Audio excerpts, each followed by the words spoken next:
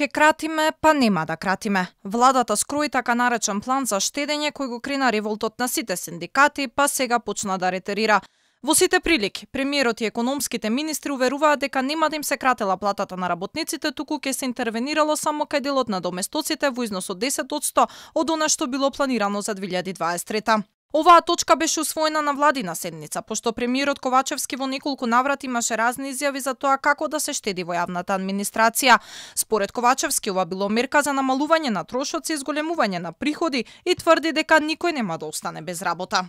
Тоа е мерка за намалување на трошоците и за фискална консолидација во државата и исто така зголемување на приходите, бидејќи фискална консолидација значи од една страна намалување на трошоци, од друга страна зголемување на приходи.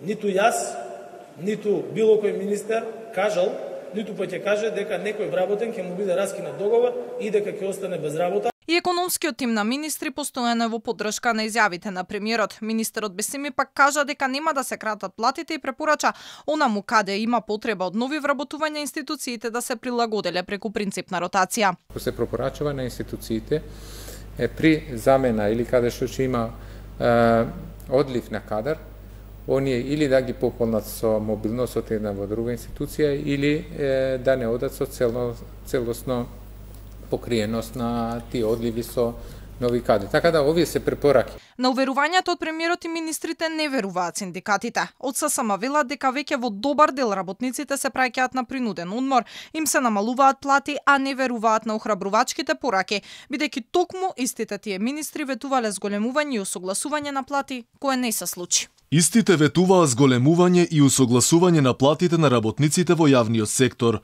А иако законска обврска, премиерот и министерката за труд не го исполнија ветеното за разлика од сите други. А министерот за финансии, кој беше најмногу против зголемување на платите на работниците во јавниот сектор и поради кој премиерот и останатите министри не ги зголемија платите, го прифати предлогот на ССМ и за вработените во Министерството за финансии ги зголеми платите за 30%.